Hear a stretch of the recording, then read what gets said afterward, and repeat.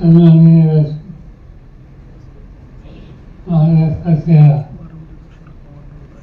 विविध जिल्ह्यातून साखर धंद्यामध्ये लक्ष घालणारे आपण सगळे बंद होईल. आज सकाळपासून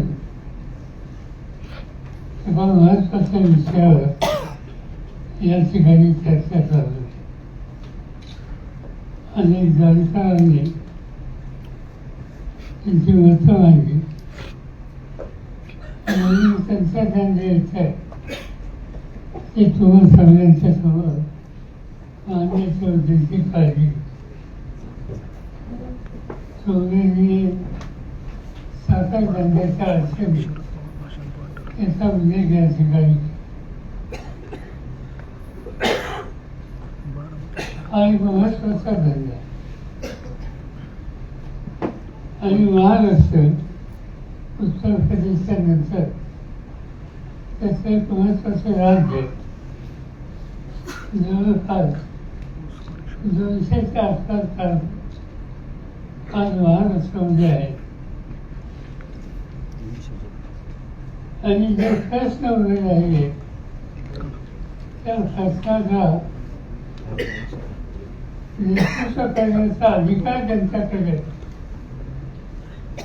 त्यांच्या लक्ष याच्याकडे किती आहे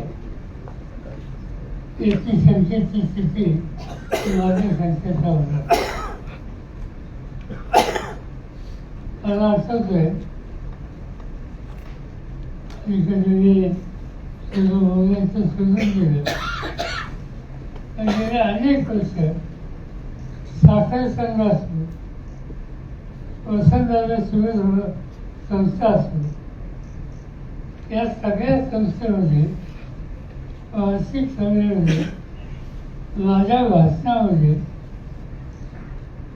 जर व्यक्ती उत्पादन वाढवत कसं आणि ते वाढवलं जात नाही त्यासाठी काय केलं पाहिजे तर पुन्हा सांगत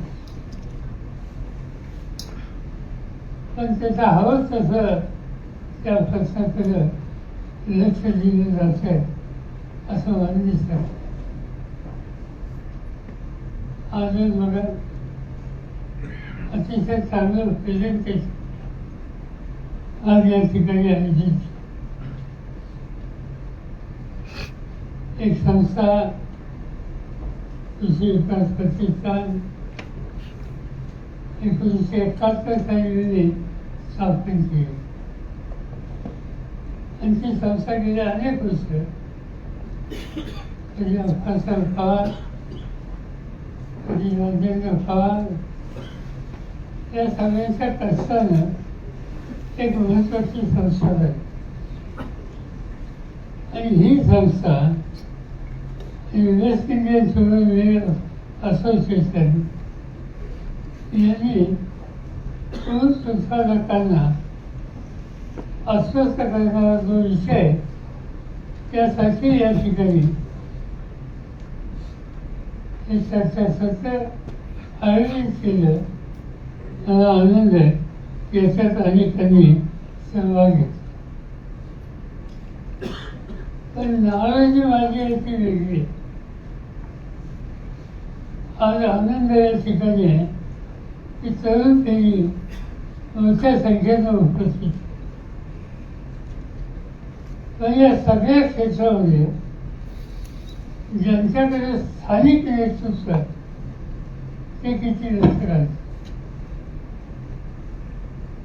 असं उदाहरण असतं आज ज्या ठिकाणी ज्या कार्यक्रमावर आपण काही तास बसलो त्याच्यामध्ये ऊस उत्पादक कारखाने चालवणारे नेते या सगळ्यांचा सहभाग किती आहे.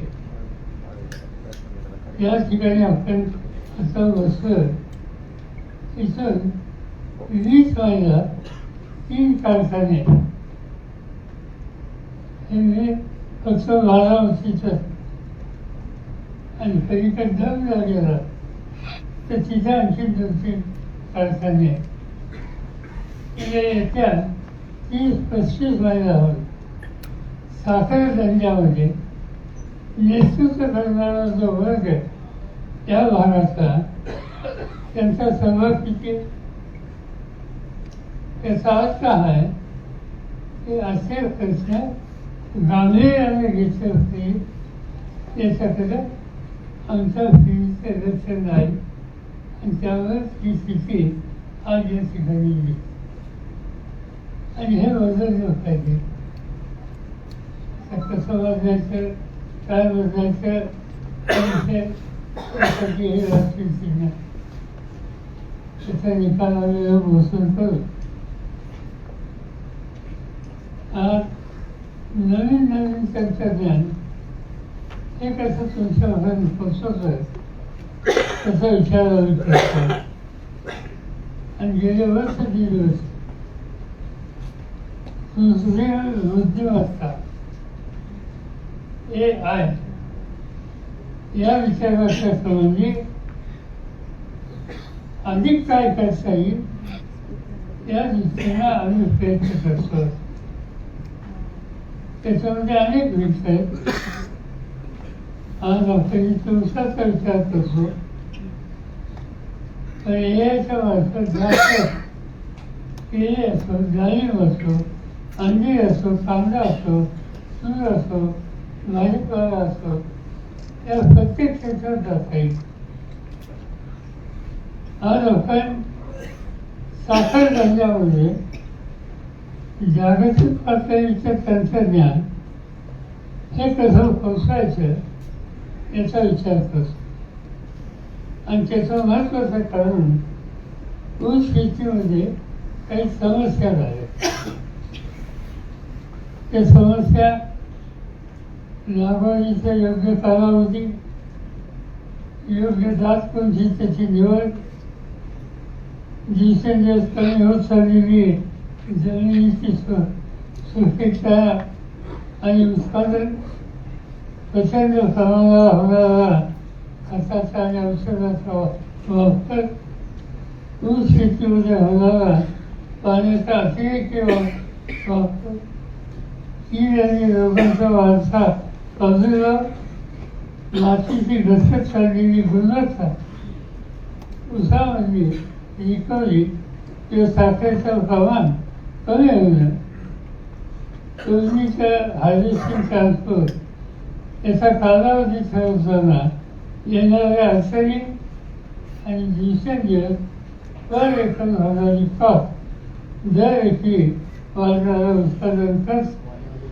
हे प्रश्न आज या ठिकाणी आपल्याला दिसतो आणि यातून काही ना काहीतरी मार्ग हा काढण्याची आवश्यकता आणि नुसते करण्याच्यासाठी जे उपाय आहेत त्या उपायामध्ये AIच्या संबंधीचं मॉडेल तयार करून त्यामार्फत काही करणं शक्य आहे आणि त्याची नोंद ही आपण घेतली पाहिजे.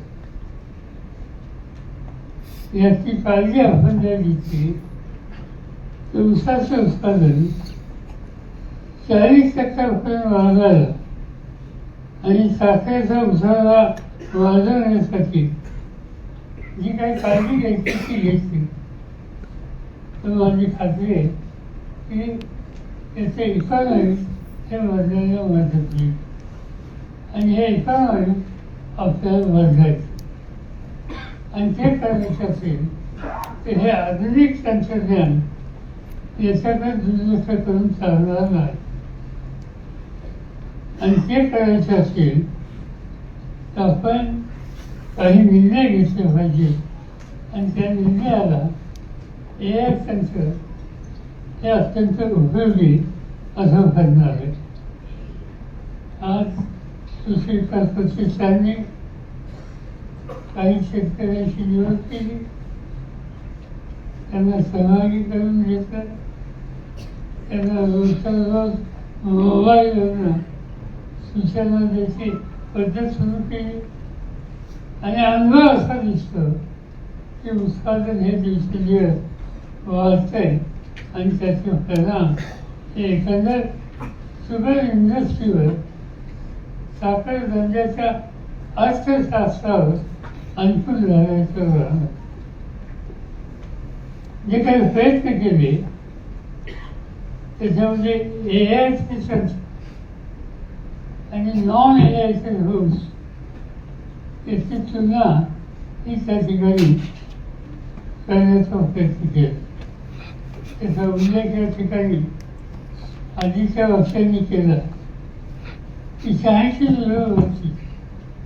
एक ओळख असते की जी लोक मोठ्या प्रमाणात घेतात. आता AIचा वापर केला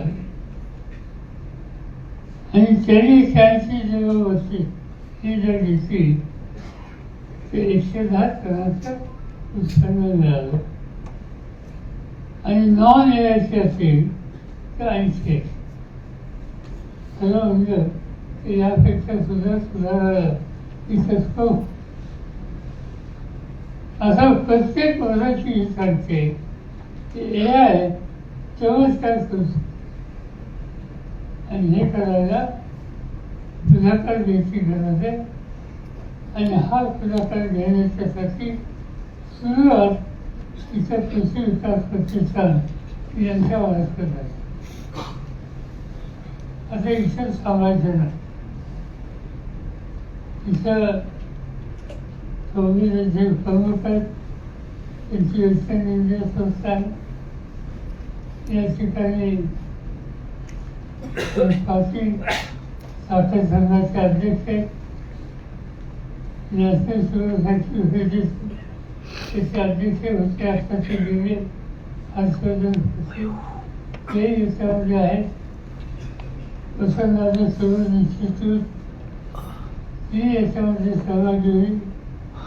या सगळ्या संस्थेने एकत्र बसून एक मोठा कार्यक्रम महाराष्ट्रावर शासनाने घ्यायचा निर्णय घेऊन पावलं टाकली. तर माझी खात्री आहे की 3 ते 4 वर्षामध्ये महाराष्ट्राच्या ऊस उत्पादनामध्ये क्रांती होईल आणि त्याचा अर्थकारण बदलेल. आणि हे ऊसामध्ये आपण केलं की हळूहळू बाकीच्या पिकामध्ये निश्चित जाईल आणि सर्वांची अर्थव्यवस्था ही देशाची राज्याची बदलायला फार मोठं काम या तंत्रज्ञानाच्या बदलायचं.